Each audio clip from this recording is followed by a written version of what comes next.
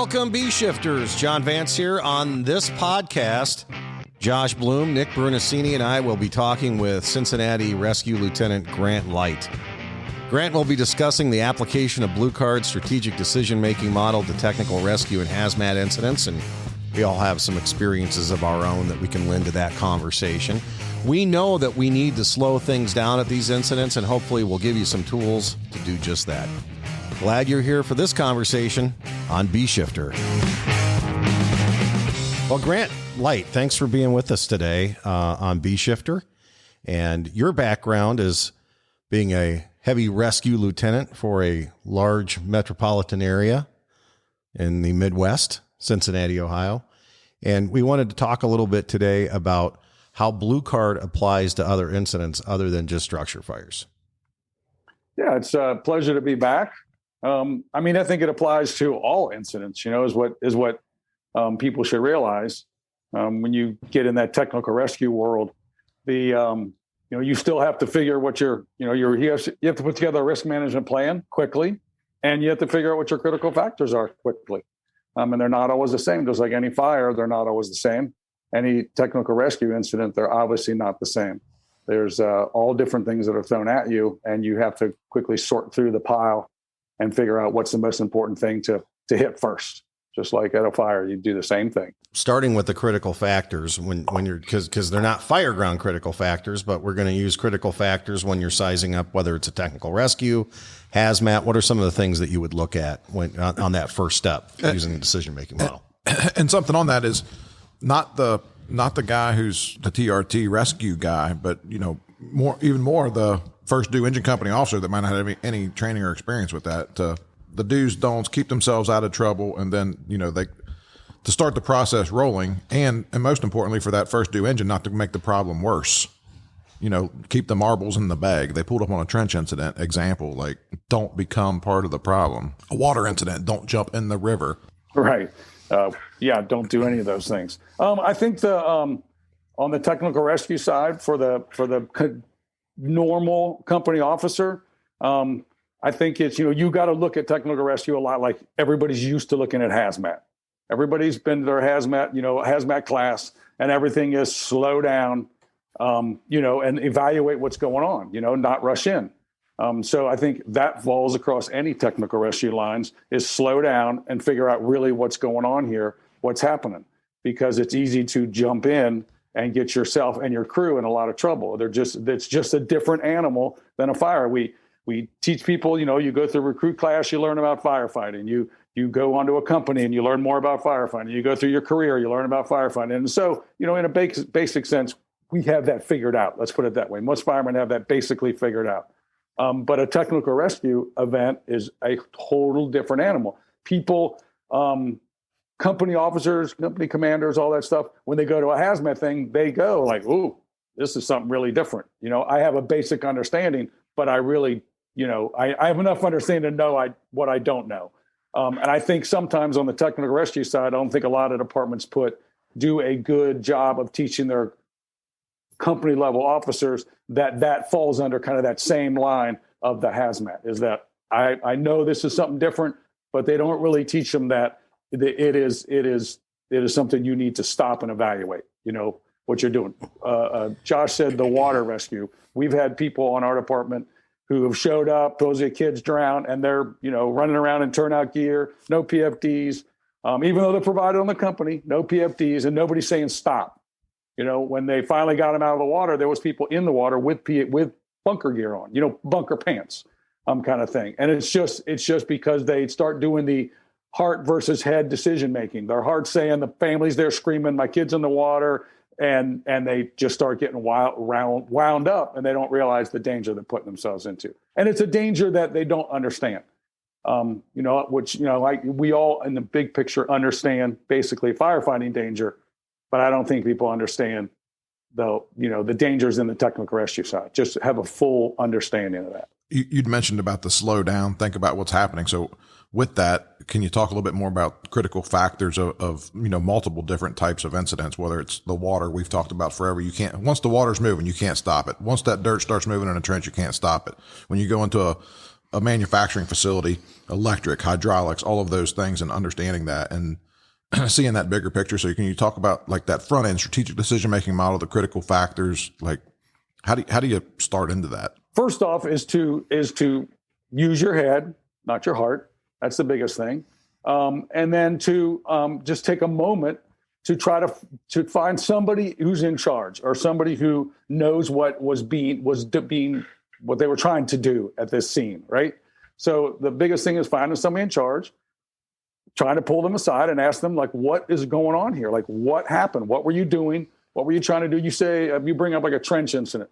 There's a big difference between a guy fell in a trench or a guy went down the ladder and got to the bottom of the thing and collapsed. People have been sucked in with that. The workers will say, oh my God, he must have had a heart attack. He got to the bottom of the trench and he fell over. And everybody gets excited about that. And then they don't think like, well, maybe he didn't have a heart attack. Maybe it was a bad air situation at the bottom of the trench. So, there's things you can't see. And then if you don't see them, they don't pop in your head. People who are trained in that world say like, back down, let's meter it. Or the big thing would be to start to ventilate it, right? In a trench. Just if they have a ladder truck, you have an engine company, whatever you have there, if they have a fan on it, start blowing air down in there. It's always been a big, back and forth on the, should we monitor it and all that kind of stuff thing. And my contention is if you monitor it you have to monitor it before you go in, but the goal should be to try to save that person's life, which is, the front end piece of risk management plan and life safety, right? So maybe just instead of taking 10 minutes to get your monitor warmed up, putting that hose down in the trench and then going, oh, it's a bad low oxygen situation. Maybe the better thing would have been to just set your fan up and start blowing air down in there and then worry about monitoring it before you go in. So I would say that in any situation, you go on a man and machine run in an industry, the maintenance guy knows everything about that place. Find that guy. Don't just run up and start flipping switches. What we've learned is that there's a lot of, especially in bigger industry, in manufacturing, there's a lot of machines that use pneumatics and hydraulics and electric. They use a combination of those things in their operation. And you think like, well, we're going to turn the electric off and it'll be great. But the problem is a lot of machines have like a reset position. When you turn something off, because now that is not stopped, you turn the electric off, that's not stopping the switch and the electric switches that control the pneumatics. They go into a rest position. Then the pneumatic air is still flowing and it moves something. The machines, when you turn them off, can make a move. So, when you run up, you don't want to run up and just start flipping switches and turning stuff off. If you need to find the maintenance guy, that'd be the big thing, is to understand that not everything works as you assume it does, right? And actually make no assumptions of how it works. Find that guy in charge, find a maintenance man, somebody who knows what's going on with that machine. The guy who runs it, if he's not the issue, if he's not the guy who is trapped in it or have a problem with it, find him. We can be really, really smart firemen, thinking firemen, but I'm looking at this big giant machine that makes diapers at a factory. I have no clue how it really works. I understand that it works. Stuff goes in one end and diapers come out the other end, but there are so many moving parts and pieces and things that are controlled by different, like I said, pneumatics, air, fluid, hydraulics, electric, that we can't know that, everything that's involved in that. And you have to understand that and just take a step back and kind of slow yourself down a little bit. It falls in line with hazmat. We all do that on hazmat runs, right? I mean, because we've been taught enough to know that stuff's really dangerous, and there's stuff out there that we can't see. It can kill me, and I can't see it, and we get taught that. So we all understand to slow down there. I think on a lot of the technical rescue side, it's this big machine, and you just feel that, we can overcome this, and a lot of it you really need someone to tell you what you need to do to overcome it. So I'm certified as a firefighter in 3 different states: Michigan, Indiana, and Minnesota. And none of those states have consistent training on TRT awareness. It's elective in some cases. In some cases, they're just letting the local fire academy give you whatever information.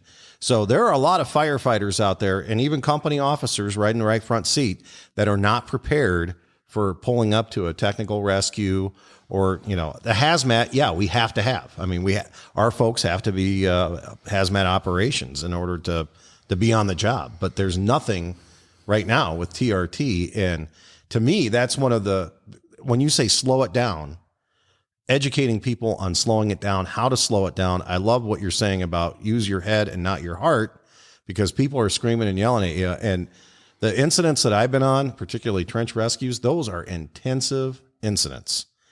Let's talk about managing the risk on those. What you would look at when you're looking at the risk management profile of a trench rescue, and just the different elements of that. For a moment, if I may, and I know I said I wasn't going to talk, but I'm going to, God damn it. It's your building. It's your show. It's your mics, though. It's our show, God damn it. We were doing CTC training, right? We're probably a couple years into it. We would do, to start the class off, an overview of significant incidents that happened the quarter before. One of them happened to be a trench rescue because Phoenix had a lot of construction going on, huge trench problem. So at an early age, I was trained in this because we responded to it all the time. So we're going through this one day in class, and they're talking about trench rescue. We had some trench incident. And the person describing this made the statement. They said half of the people that die in trenches are first responders. They're firefighters that get there and somebody's buried, and boom, they get in and their heart takes over for their head, and there's a secondary collapse, and boom, it gets them. So we didn't spend 5 minutes talking about this. So this is what this looks like. We get done with class, go back to what we're doing. I'm in my quarters. It's, probably 3:00. I turn the TV on, and it's the news. There's a news thing, and it's a trench collapse that day in a city next to us. Well, the BC was not the strongest tactical person, let's say, but he had been in training that day. He gets to the scene, and what's happened, you described it, the emotion, the first company they pulled into the trench. Shamed him. Our buddy's down here. You got to help us get him out. So they're next company gets there, had some training, and they get them all out of the trench. They said no. And that took about 5 minutes to extricate everybody out. This BC shows up and takes over. I'm watching this, and now this BC is being interviewed by a news reporter who has just talked to the construction workers at the site, who are pissed that they shored the trench before they would get back in. Their buddy was dead before we ever got to the scene. So she's going through the emotions that these construction workers have shared with her with this BC. If you think, oh, God, we're screwed now, man. This is not going to be pretty. This BC recited that morning's training and said we would expect that reaction from the construction crews and friends of these workers. And we're professionals, and we understand that half the people that die in trench rescues are firefighters. And clinician, he explains this. This reporter starts licking his legs halfway through the interview because he knows what he's talking about. Knocks the ball over the fence at the end. And so they do it. In the news that night, they do a story about the professionalism of the West Valley Fire Service. Now, the outcome was the same. When they got there, the guy was dead. He never came back to life, but nobody got buried. And so it was a happy outcome because their actions matched the conditions, I guess. So, and they were able to verbalize that in such a way and share it with the media that it was reported that way. And you look at public safety stories where citizens get killed, and they're usually a big deal, and they've caused riots over the last couple of years in the country. And this was an example where they diffused the whole situation. And I mean, there was nothing that we did on the technical rescue thing that stabilized that call. It couldn't be. It was over when it started. So the best outcome was that BC had made from that. Decision making. Yeah, exactly. By somebody who normally didn't make that quality of a decision. And it was the process that you could explain it, and he could, okay, this adds up to this. I think training's an amazing thing. I think that's something for us to talk about later in this podcast for sure. As we get to it, is everybody's not a TRT person, but everybody needs to be trained in some sort of awareness of decision making, not to get themselves into trouble. Some bare minimum. This clearly in that training, a discussion resulted in a different outcome because somebody had enough information to actually get there and make a decision. So, I mean, I think that's back to what we keep talking about, this thinking, or us being a profession and being a thinking group, not a, we just make something work. Well, and just the way you rescue people. So if you have viable victims, I mean, our training, they went through, okay, these were early extrication methods. The guy's buried to his waist, they throw a rope, puts it under his arms, and then they hook it up to a tractor. That pulls you in half. Mm-hmm. And so now we've pulled up his torso, and we get, so, I mean, there's the do's and don'ts of technical rescue. It's like you guys were talking about water rescues. Show, throw, row, go. You know, the silly memes we made up to keep ourselves from drowning. Yeah. In fact, my fire department made a commercial once about roadway travelers, and it's not very often that a government organization calls the motoring public stupid, but that's kind of what it was. You're making bad decisions of where you're driving. Well, I have found that securing the scene is probably going to be and the cops are your best friends at these incidents, because you're going to have construction workers that are out of control. When you're talking about ropes, how many times have backhoe operator tried to rescue somebody and cut them in half? It's documented, it's happened, and that's their first thing, because that's the tool that they have, that's what they know. And I pulled up to a similar incident in 2016. I'd been the fire chief at my place for a year and a half. I assume there was better technical rescue awareness training than there was, because the state I came from had it and they didn't in Minnesota. And pulled up to an entire engine company in the trench trying to dig out two people. One guy was dead. One guy was partially buried. And the first thing I said to the cop, I said, it's going to get real hairy here fast, but we have to secure the scene, and we need to start moving everybody back, including the construction workers, because they're going to be really pissed when we pull those guys out of the hole, because we're going to have to pull them out. And we're not keeping them down there. About that time, they freed the guy who was partially buried, which created a void space for the guy who had died, the deceased. And the whole thing was resolved in about 2 minutes, which just blew my mind. But we had training. And in fact, this month we're doing it because, like you always say, something that's resonating in my head that Josh talks about all the time. This isn't one and done. This is maintenance. We have to continually get this in front of our people on how we're going to respond to these. So we're doing it again this month with our technical rescue partners. Give me a fire any day. But, when it comes to going to a hazmat or going to a technical rescue, I'd rather leave that to the guys who do that all the time. And we're just going to safe the scene and help them manage that. I think everybody's hitting on the same thing, that we shortchange the firefighters and the fire officers by not giving them that awareness segment, right? So they get thrown into a situation that is, usually very emotional, with workers there who, you're working in a trench. Let's just stick with that. It's, everybody knows everybody there. Everybody probably saw it happen. It's extremely emotional, and they start, for lack of a better term, pressuring the fire officer and fire company into doing something with no background into how bad they can be. It's pretty easy to look in and go, well, it's already collapsed. So, how much further can it collapse? And the reality is a lot. It can collapse, then usually they collapse more than one time, multiple times. And it's just easy to get sucked in. I think that's the short change, and every part of the technical rescue end falls under that, is that the fire service skips over that.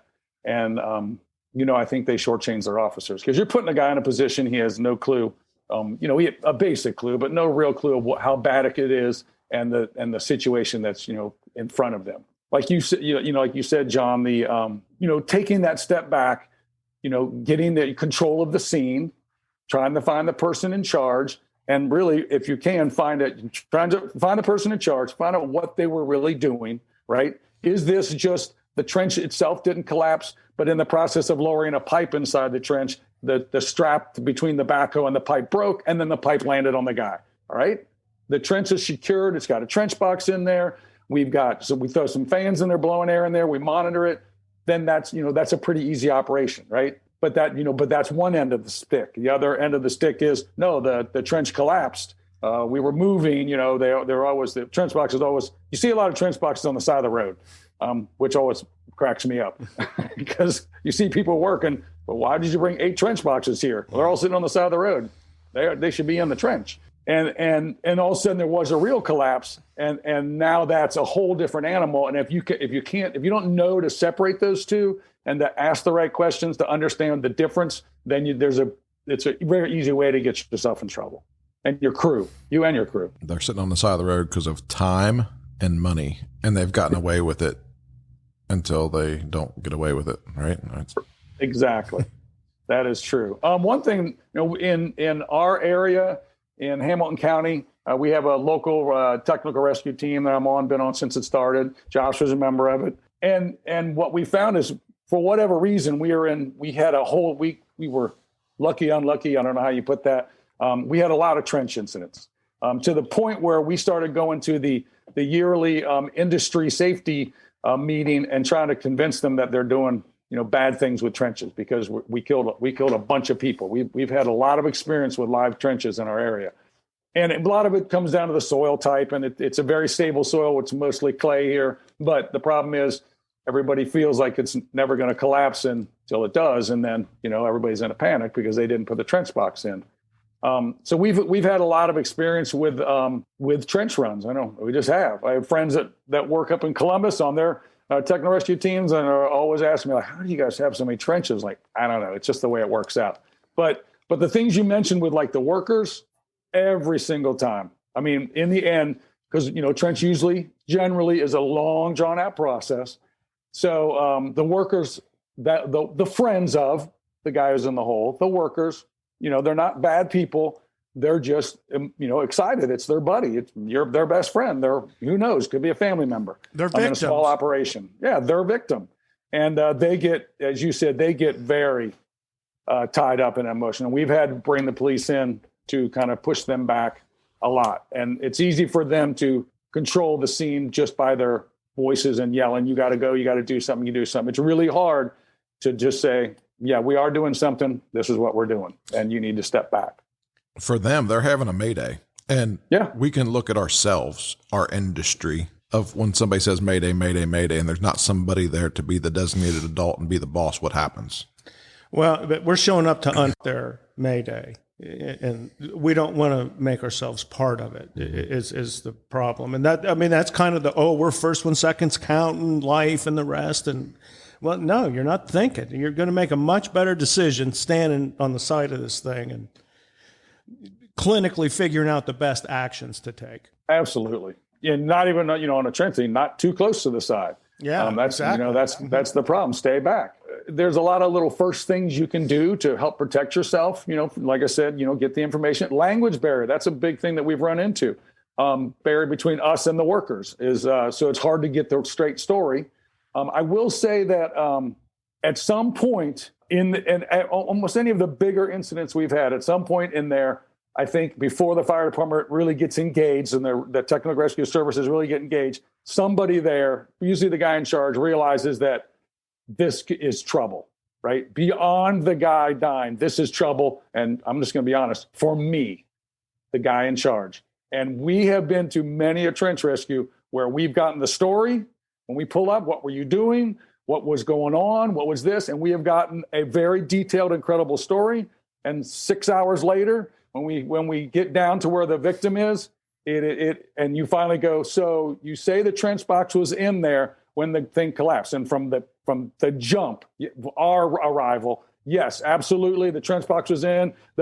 Some dirt fell over the top of it, whatever they tell you the story is. And then you get down there, and the victim is half under the trench box. One part of them's under one side of the trench box, and the other part's outside the trench box. And you're like, so how could that have happened? 7 hours later, when you talk to him and you realize, like, this dude's been lying to us for the last 7 hours. And at some point, and I can say it about more than one response we've been to, before they start getting questioned, the fire department showing up, they decide that, in the end, it's all about me and my business, and they try to buffalo you through. So you got to watch out what they tell you and take some of it with a grain of salt. And that's it. And I've seen that more than once, multiple times, where the end result was nothing like the original story. So you just got to watch out. And I would say that's a big thing, because you need to talk to them and find out what they're doing, but just listen, understand what they're saying, and then try to kind of evaluate through your eyes and other knowledge as to whether they're being honest with you or not. Because I'm just telling you, many times they're not. Some point, the me factor falls in, and they start worrying. They know there's going to be lawsuits, and they know that OSHA is going to be there, and they know that all these things are going to happen, and they try to kind of, I don't know. I don't want to say the word cover it up, but their story varies. It's a liability thing. They're trying to make it look like they were doing everything right when something went wrong, and then it comes out that they weren't. Yeah, one of our last ones, they said the trench box, they were working in a trench box, all that, and then the victim had shot a video from his phone standing in the bottom of the trench with no trench box, put it on, and in the video, you see him lowering the trench box in, like hovering over with a crane over his head, and then it comes down and gets set way over off to the side. And then he put it on social media, and then, that was found after the fact, but it was like, so you had the trench box in, he was working at, absolutely. Well, then why is there a video of him standing in the bottom of the trench? It was a big, open thing, and no trench box in there. And I was like, ooh, there was? Yeah. So I would just say you got it. It seems to me that is more a trench thing than anything. Of the story varies. I don't know why. It just is. I think it's hard to, like a rope thing is more of an instantaneous thing, and a hazmat thing, everybody, it seems in the runs we've made with trench, we've gotten a lot of stories that were way off base. Did not jive with what reality was. So I think the other one that would talk about a little bit is water, because we all deal with water problems, whether it's a canal or the river or flooding or, Cincinnati right now, all the rain everybody got, all the roads are flooded, people are in cars, firemen are driving through water, getting in water. It's that they get sucked into that too. So, let's talk about that a little bit. I think many people would agree that water is probably one of the most dangerous things that we encounter. Because first off, not everybody can swim. So on your fire department, not everybody can swim, and they may not admit to that. And water is there's so many hidden things about it that you can't see when you're standing on the edge of the road that goes down with the car sitting out there. One thing that happens when the water comes up. So we're talking. Josh talked about the rain here in Cincinnati. We get rain for 24 straight hours, pretty big, and there was tons of flooding out there. And one thing that happens when the water comes up, usually the sewer systems or the stormwater systems get backed up. So as the water comes up, it'll push off the sewer lids. And then the water goes down, it all goes back down those sewer lids. The problem you get is that as the water comes up, that's when the cars go out there. And you're a fireman and you're a first responder, and you see the car out there and the water's up to the edge of the door, and well, that's only like 3 or 4 feet. We're going to be fine. And what you don't realize is that and so you're like, oh, we'll just walk out there and help them get out of their car. We got this. And first off, a lot of people don't have PFDs, and they're wearing bunker gear or whatever. So those issues are there. Is that as you go out, if you step in one of those holes, those manholes where the lids come off, there's the point where the water's coming up, and then a point that you don't know when it is, when the water starts going down, right? So if you step in that manhole, there were the lids off. If the water's still coming up, you potentially could not go down in it. Let's put it that way. And still, it's still a touch and go situation. The problem is if the water's draining now, the storm stopped, the water's draining, you will go down that hole and you'll never be seen again. That happened to a Denver fireman. There's a NIOSH report on it, line of new death report. And he was in a little, on the side of a road, a little retention pond, and he was poking in there because they were missing there was a victim out there somewhere. And at the end of that retention pond, there was a pipe, and so when the pond started to drain mode, he got too close to that pipe and he got sucked in. And it's a thing called delta P, differential pressures.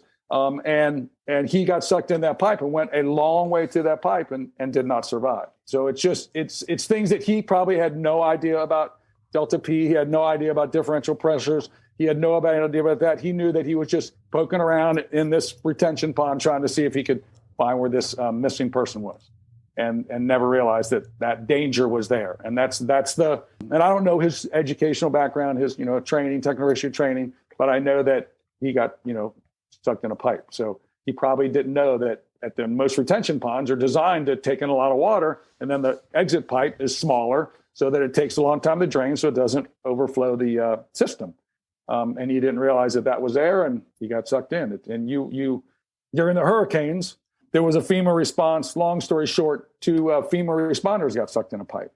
They were fortunate because they had on full water gear, and the pipe was only 40, 50 feet long under a road, and they got shot out the other side of the pipe. Lucky there wasn't a stick in there or a tree limb or anything in there that would have stopped them in their progress out. They were very lucky. But it's, in theory, those were very trained FEMA first responders, and they just lost sight of what was going on, that there was a flooded on the side of the road, and they just got too close to where the pipe was, and they got pulled through it. We've got to perform to our level of training. We go on water incidents. We're surface rescue. We don't go below the water surface at my department. And we've had cars go through the ice on the lake because in wintertime, people drive around out on our lakes with their ice houses and everything else. Going through a channel, 2 occupants in a car, they're in about 8 feet of water. Blue Card was brand new to our department, and our officers, a lot of them, it was the first time they were exposed to the risk management model was through Blue Card. And they applied that at that incident because they had crew members in Mustang suits that wanted to go below the surface and get into the car. And they were telling the chief that was out there, we can do it, we can get to them. And the chief had to say no and pulled them all out. And we're waiting for the dive team. It's a hard decision to make, but a really good application of the risk management model, because he was not only managing the risk, he's managing the risk for our crews, but also the capability of the crews. Yeah, you have to know the people you're dealing with, what their level of training is.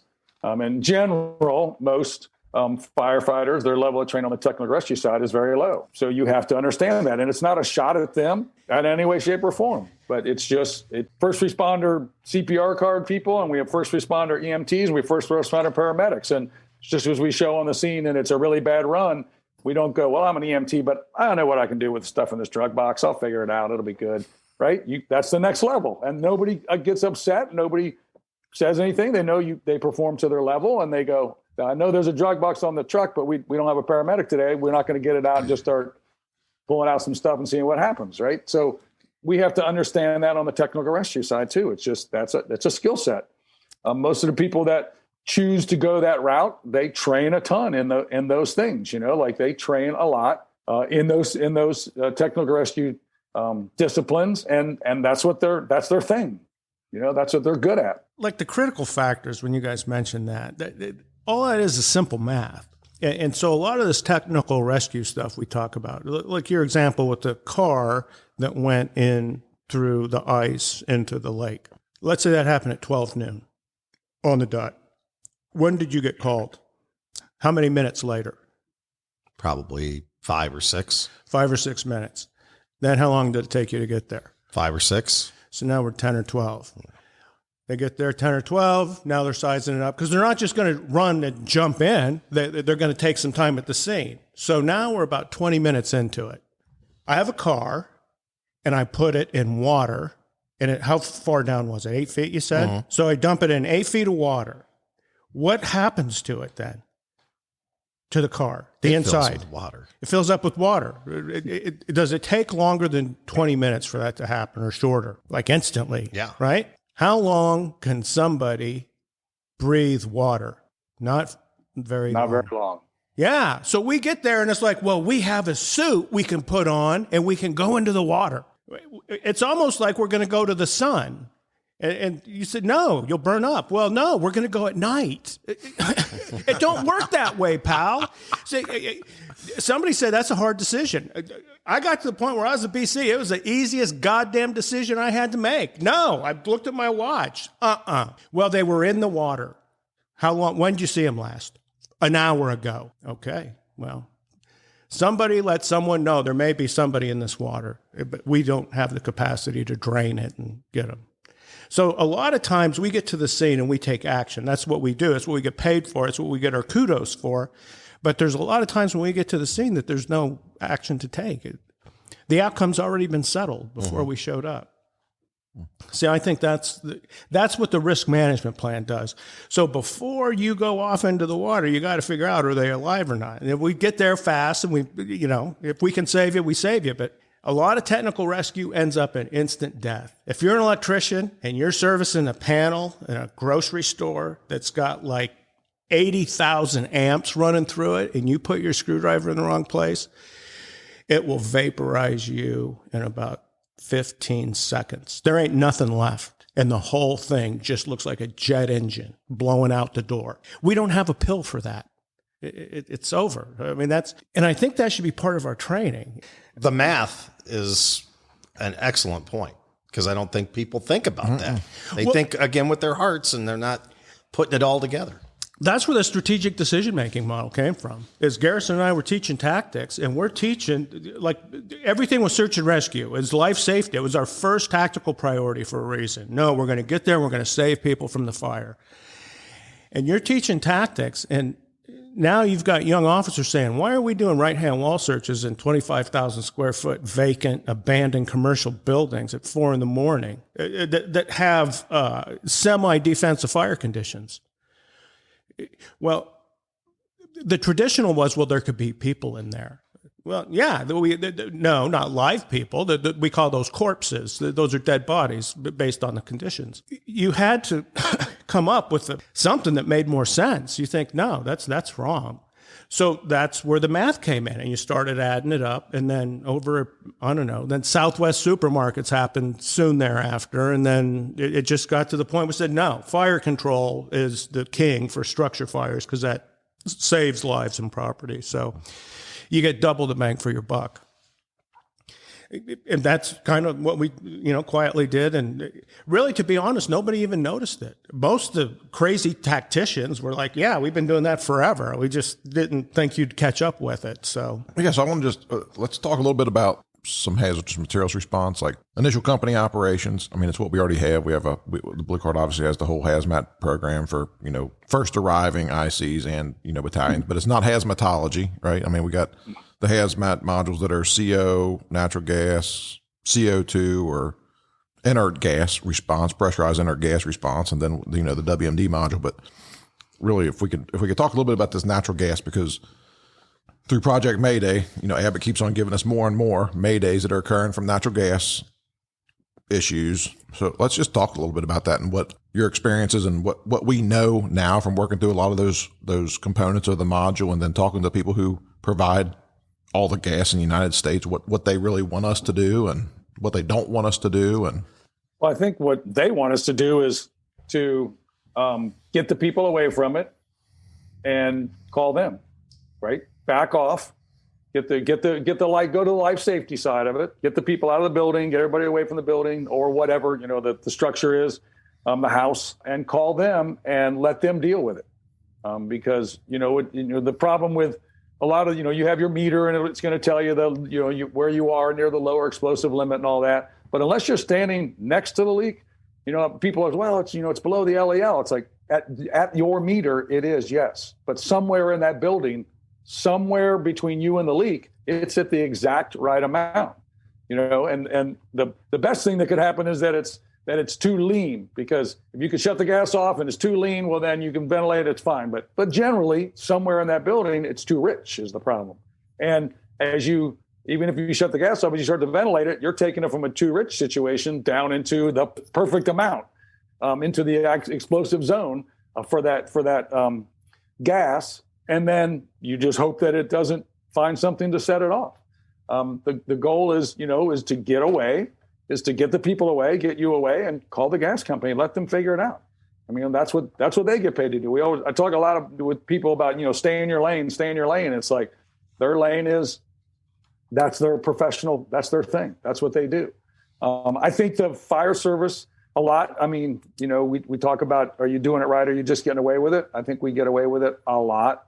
I mean, I don't know how many natural gas leak runs happen or smell of natural gas happen, but we get away with it a lot, but we don't get away with all of them. And you can see line of duty deaths where buildings blow up and the roof comes down and lands on top of the incident commander and kills him. And you can see explosions. I mean, I'm not, New York guy, but they get a gas leak. They send a huge amount of people on a gas leak because they've had a lot of them. They got big buildings and had them explode, and they've had whole large buildings leveled and people killed. And I mean, they realize that they're a serious event. They don't treat them as it's just a gas leak, no big deal. And I think that's one of the things to talk about and learn from is that they've had more than their fair share of gas explosions with firefighters hurt, and some losses with it. So they don't send a giant response and like all run into the building.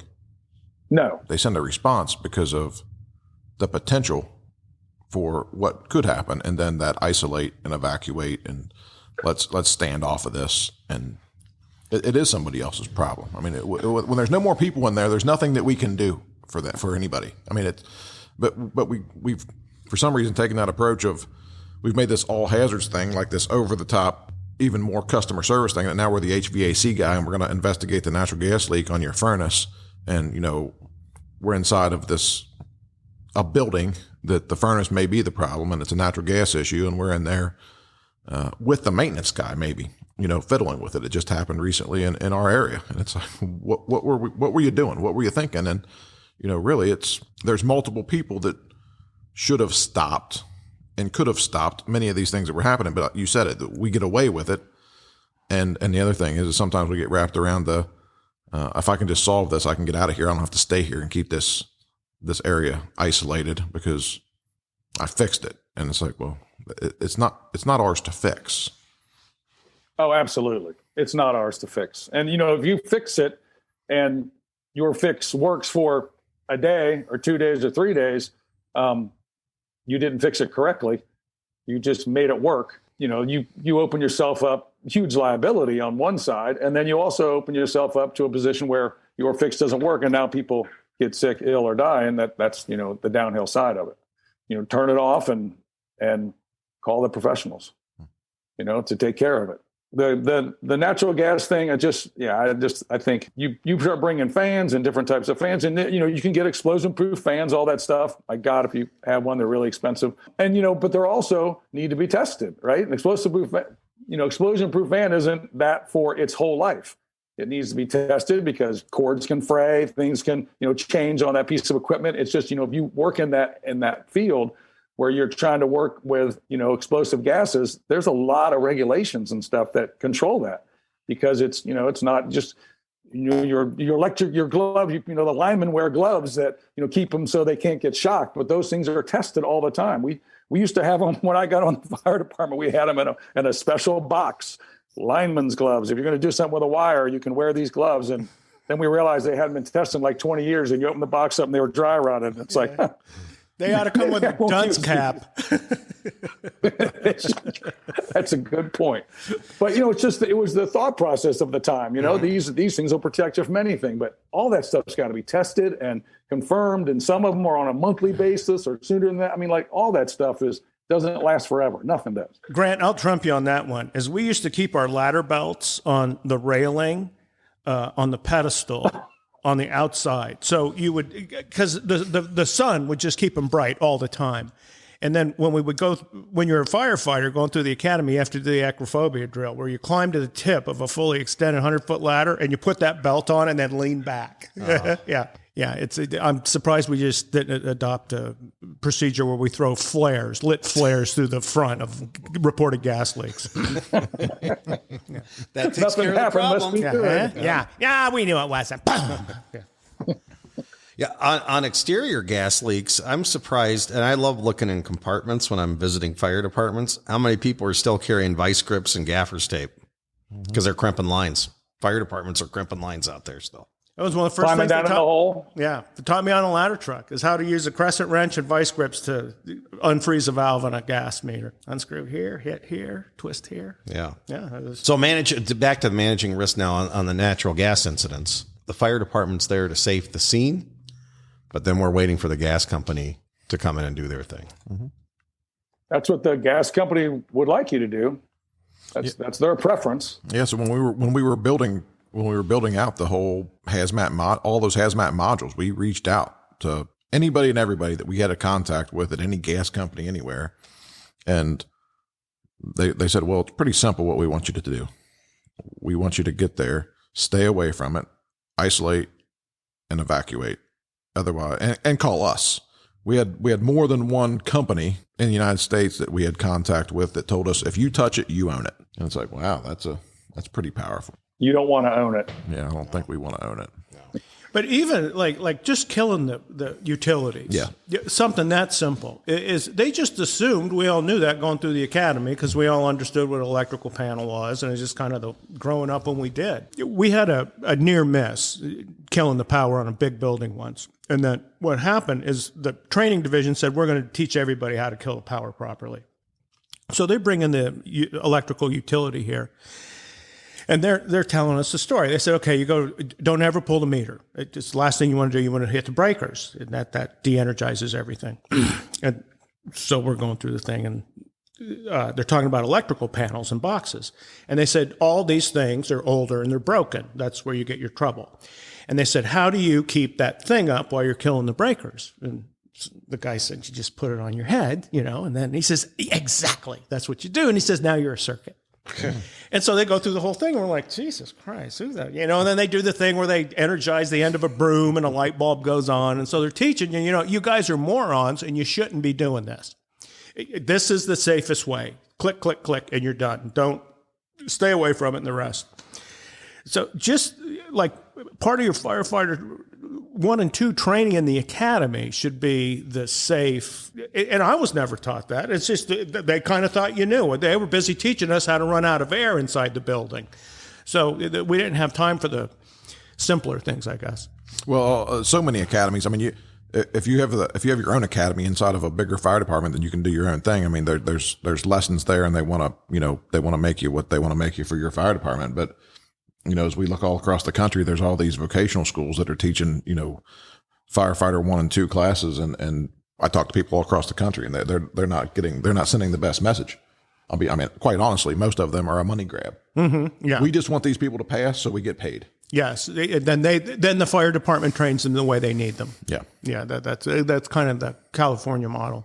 Really, we were just trying to get to the thinking piece of this, I think, right? And, walking through that strategic decision-making model a little bit, but that's just that path that hopefully gets you to think. If you think about the strategic decision-making model, then you're hopefully evaluating the factors of what's really going on and, running it through that whole risk management plan and what can we do and what can we not do and how many resources do we have and what is our real end outcome. And if it's a trench incident and the guy's buried for 20 minutes and, can't see a thing, it's like, it's not going to be a good outcome. And, we can learn from a lot of history from that too, right? I mean, we talk a lot about learning from our past, but sometimes we have to hit our own head on the wall to learn. And that's unfortunate. And I think we talked about it here. You're picking a strategy. Even if it's not a structure fire, most of it's defensive.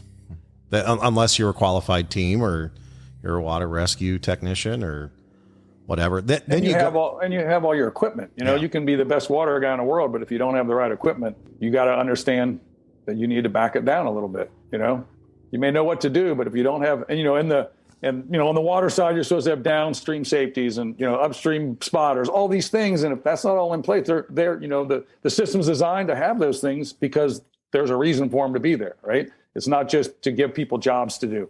So you got to have that all laid out before you can make your move. There's a reason for that. One thing that I'm going to say this, and I'm in no way, shape, or form knocking smaller fire departments because you'll understand when I finish. I've found that a lot of the heart versus head decision-making issues that I've either been involved in or have talked to people afterwards is the smaller part, because the advantage, however you look at it, is that a smaller fire department is usually part of a smaller organization, not fire-wise, city-wise, and they know the maintenance workers. The maintenance workers come over to the firehouse, have lunch with them. They know them face to face. They play on the softball team with them in town. They're a tight-knit family group. There's some great advantages to being on smaller fire departments. You're just part of it. But that's the guy he's the shortstop and you're the first baseman, is the guy that's now in the bottom of the trench or in the bottom of the confined space or in the bottom of the thing. And that's where everybody loses their mind, because it's very hard to hold back when it's John down there in the bottom of that hole or in that trench. And it's really, really takes a super strong person incident commander, first in company officer, whatever, to say, stop. We've got to stop. And we got to pull our friends, the other maintenance workers, out of there. And we got to pull ourselves back. And we got to understand that, it may be John, but it doesn't change the laws of physics and the laws of things that can hurt you. In a bigger city fire department, I worked in Cincinnati for many years, and I might have known three maintenance workers, maybe. And that's because they were the ones that worked on the firehouse. Mm-hmm. They would come by and, the firehouse guy's here. Oh, hey, what's going on? You fix the garage doors, whatever. But I didn't know any of the others. But that's not true in a smaller department. And I really think that's, if it's a city worker issue and the fire department is called, you really have to be, get your mind right, because that's where I've seen the trouble before. Before we wrap up, let's talk about command function number 8, and where we evaluate our response to these incidents. When you're looking at an evaluation of an incident like this, what are some of the key things that you might hit on, Grant and Nick and Josh? What are you guys looking at after the fact? It's going to be a long, drawn-out process. Especially if you don't have your own technical rescue team, you're going to call in a team. And, I think the first evaluation key is just to see, could we have done better on that end of it? Evaluating whether we could have called somebody in faster. Can we change that response module so that they're on the beginning, the front-end response on things like that? And how did we do? I guess if you didn't jump in the trench, you did really well. Because that's, it's that's what people want to do. We are helpers. We are fixers. We are issue problem fixers. And for us to step back and go, I can't fix this with what I got here right now. My knowledge base and the system I have around me right now, I can't fix this. To admit that is a huge thing. That's a strategic decision. And you may think there's nothing I can't fix, but you're full of shit. It's the way the world works, man. So you got to figure out what you can take on and what you can't take on.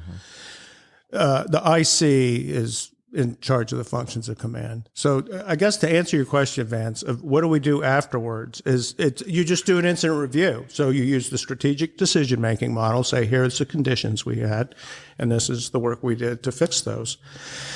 There was an incident that happened here, it's been 3 or 4 or 5 years ago maybe, and it was the hazmat team responded to a utility yard that had a green energy thing, battery packs and shit. And it said on the gate, don't enter. This is a highly specialized occupancy, and you have no goddamn idea what you're doing. Hazmat, level A hazmat team gets there. They're doing their thing, and they just want to open the door to see what's going on. They opened the door, gave it some air, blew up, injured every one of them. I don't think any of them are back to work. So during my career as the IC, you would have certain instances, like with the hazmat team, because they were a closed society. They're a type A team. They were in a different division than ops, and they would work on their own channel. There were instances where I pulled the hazard sector into the command van just so I could know what they were doing. So his boss gets there and he says, hey, what are you doing in here? And he says, well, the IC sent a ladder company to come get me, and they escorted me here. And he came over to me and said, what do you do? And I said, well, that was the only way I could talk to the guy. And he says, well, you can't do that again. And I said, that ladder truck that brought him over is in staging right now, pal, and they will take you out of here. You ain't in my division, and you get off my incident scene. So as the IC, you're responsible for what's going on there, and you need to stop anything. And sometimes you would get these specialty teams coming in, and you think, you may know more about this than me, but I can still add simple math, and this don't make sense. So that's what the strategic level is there to do, is to make sure whatever action we're taking always makes sense. If it don't make sense to the IC, stop it. Then you can explain it. The person who's best at that was Garrison. He would stop fire attacks. He would change the strategy and have a meeting in front of the building. I was on 4 or 5 things he did that with, and that was the solution. And 10 minutes later, the fire was out. So if you just will think about it, take the correct action, investment is double at the end of the day. You do less, you have less exposure, and you get a better outcome, basically. Well, we have one last thing to do before we go. Timeless tactical truths. Bruno wrote these timeless tactical truths, so we're going to draw at random from our stack of cards and come up with one. And today it's the 6 of diamonds. And if everyone wants to chime in on that, we just might affirm it and be done. But this one says how the IC and command team get set up during the beginning stages of the incident will set the stage for how effectively the event is resolved. Everything we talked about today is that you summarized our conversation, Vance. It's all on a card. Thanks, Bruno. Yeah, a dead guy wrote that 40 years ago, and it's true today. Yes.